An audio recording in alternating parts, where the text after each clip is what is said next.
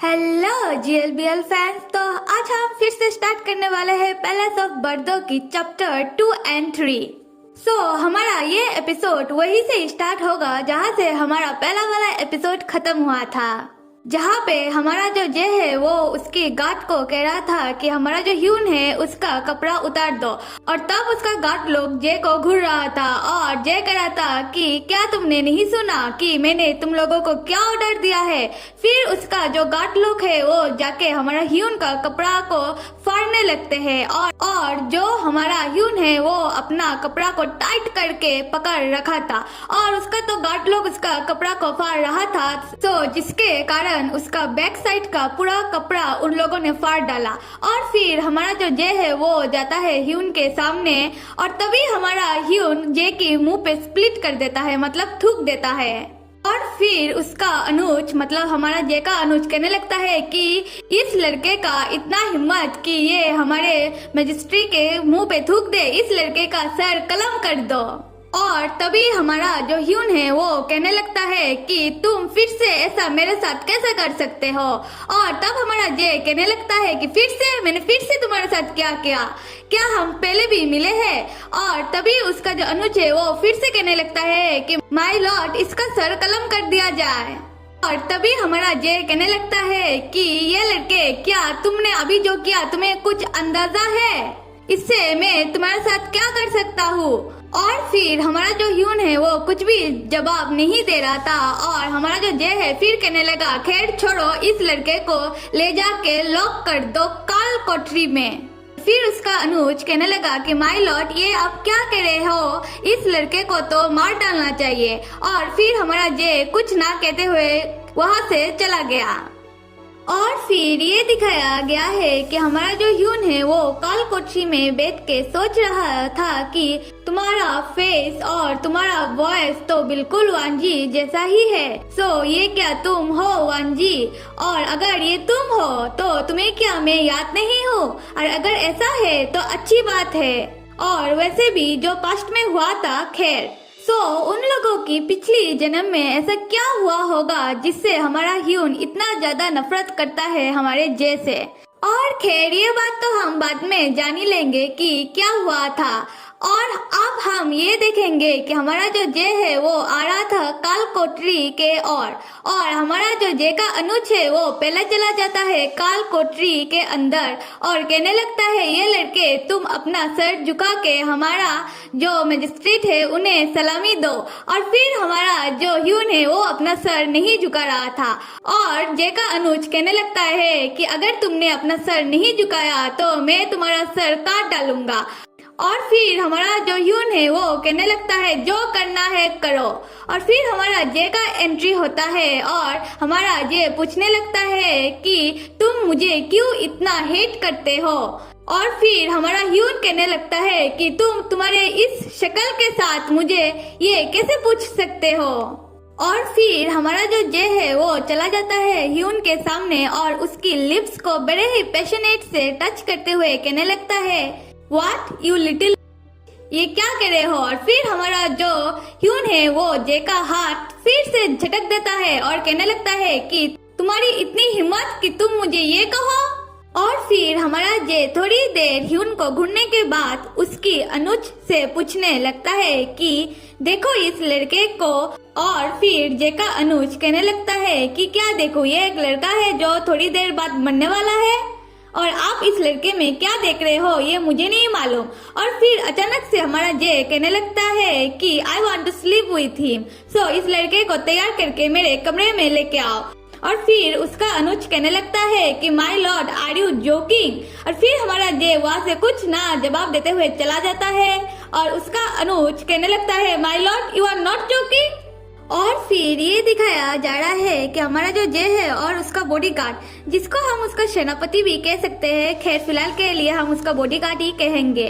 उसका बॉडीगार्ड कह रहा था योर हाइनेस मैं आपको कुछ पूछना चाहता हूँ। और फिर हमारा जे कहने लगा कि मुझे मालूम है कि तुम क्या पूछने चाहते हो, यही ना कि ये एक स्पाई है और मैं इसके साथ एक स्पाई जैसा ही बिहेव करूँ। और फिर उसका बॉडीगार्ड कहने लगा यस योर हाइनेस और ऐसे भी ये लड़का तो जोक फैमिली से बिलोंग करता है और जोक फैमिली ने इसको स्पाई बना के यहाँ भेजा हुआ है। माना कि ये देखने में थोड़ा वीक लग रहा है और अजीब भी, क्योंकि ये इतने दिनों से स्लीव एरिया में रहता था। और फिर हमारा जो जे है वो कहने लगा कि तुम्हें क्या लगता है कि ये एक स्पाई है? मुझे नहीं लगता कि ये एक स्पाई है। क्या तुमने उसका बिहेवियर नोटिस नहीं किया? ये सिर्फ मुझे हेट करता है। और ऐसे भी आज रात को तो मैं पता लगा ही लूंगा कि ये मुझे क्यों हेट करता है और ये क्या सच में कोई स्पाई है। और ऐसे भी जोक फैमिली के सारे मुझे हेट करते हैं, बट ही इज डिफरेंट। और फिर ये दिखाया जा रहा है कि कुछ लड़कियां जा रही है जे के कमरे के तरफ, हमारा जो ह्यून है उसको तैयार करने के लिए। और वो लड़कियां आपस में ही बातें कर रही थी कि योर हाइनेस क्यों इस लड़के के साथ रात गुजारना चाहते हैं। क्या ये लड़का कोई स्लेव है या फिर स्पाई, या वो देखने में बहुत ही ज्यादा प्रिटी है। और वो लड़कियां अपना ही थ्योरी लगा रही थी और जा रही थी जे के कमरे में। और फिर दिखाया जाता है कि वो लड़कियां हमारा जो ह्यून है उसे तैयार कर रही थी और तभी एंट्री होता है हमारा जो जे है उसका अनुज का। और उसका अनुज आके कहने लगता है कि सारी लड़कियां कमरे से बाहर निकलो। और फिर वो लड़कियां तो चली जाती है और हमारा जे का अनुज हमारा ह्यून से कहने लगता है कि मुझे पता है कि तुम कौन हो, तुम यहाँ क्यों आए हो और तुम फ्यूचर में क्या करोगे। और फिर हमारा ह्यून ढूंढने लगता है जे के अनुज को। और फिर ये दिखाया जा रहा है कि जे का जो अनुज है वो हमारे ह्यून से कह रहा है कि क्या तुम जोक फैमिली के बड़े लड़के हो। और उन लोगों ने ये कहा है कि तुम मैटमैन के रीबर्थ हो और तुम बचपन से ही कुछ अजीब करते थे, मतलब हरकत करते थे, इसलिए वो लोग तुम्हें बचपन से ही जंजीरों में बांध के रखते थे। क्या ये सही है? और फिर कहने लगता है पता है हमारे पैलेस में 100 इयर्स एगो पास्ट में एक एम्परर्स थे जिन्होंने एक लड़के को बंदी बना के लेके आए थे और जिन्होंने एक लड़के को ऑर्डर दिया था कि उसका कपड़ा ऐसे ही सबके सामने उतारा जाए। और उस लड़के ने भी उनके मुंह पे थूक दिया था और कहा था कि डोंट टच मी।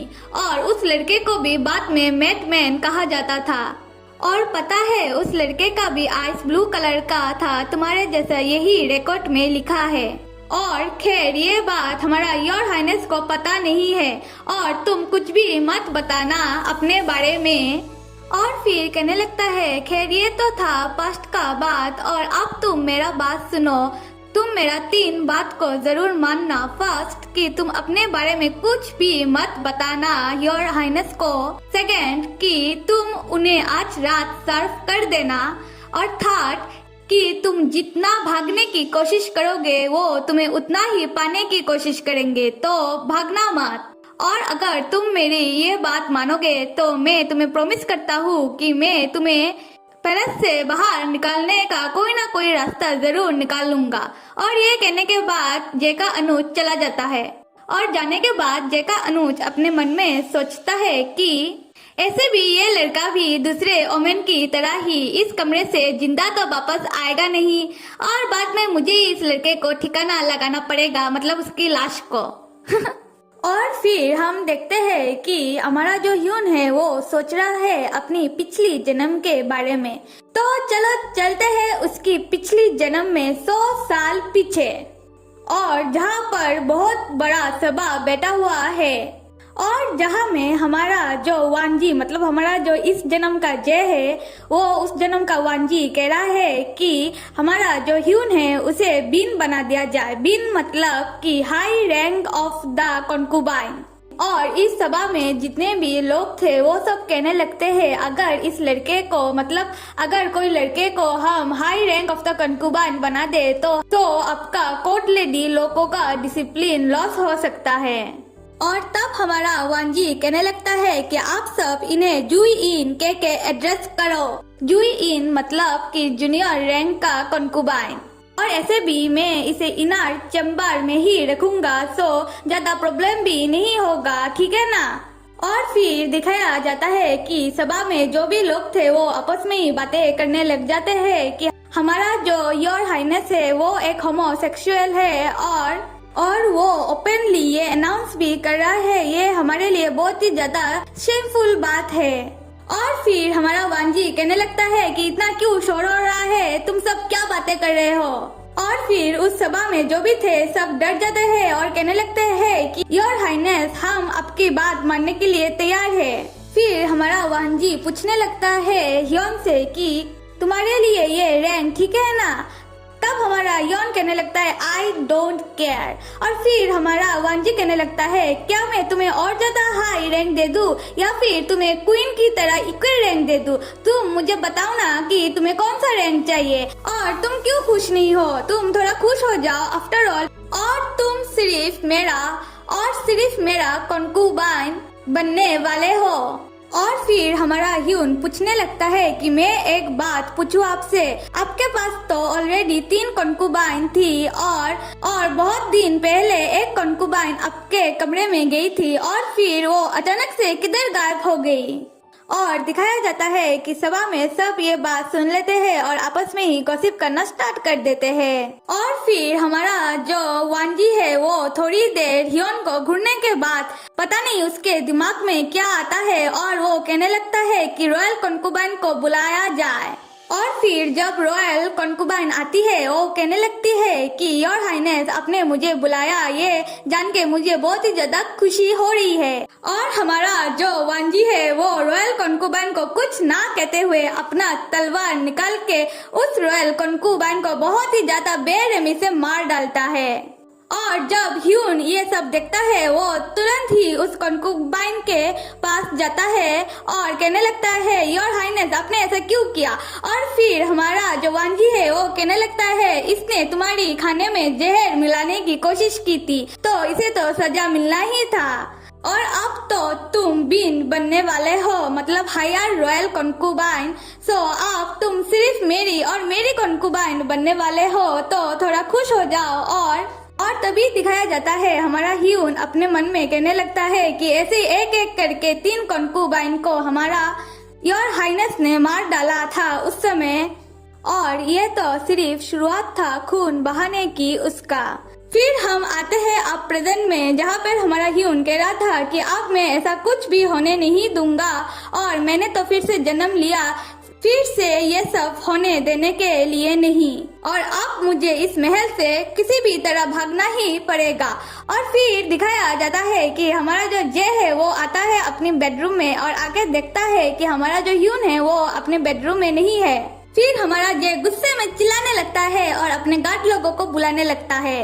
और फिर हमारा जे गुस्से में कहने लगता है कि ढूंढो उस लड़के को और ढूंढ के मेरे बेडरूम में लेके आओ, और मुझे ये लड़का किसी भी हालत में चाहिए, मतलब चाहिए। सो मेरे मित्रों, आज के लिए इतना ही। और आप सब बताना मुझे क्या आपको नेक्स्ट पार्ट चाहिए, और लाइक, सब्सक्राइब और कमेंट करना तो बिल्कुल भी मत भूलिएगा। Till then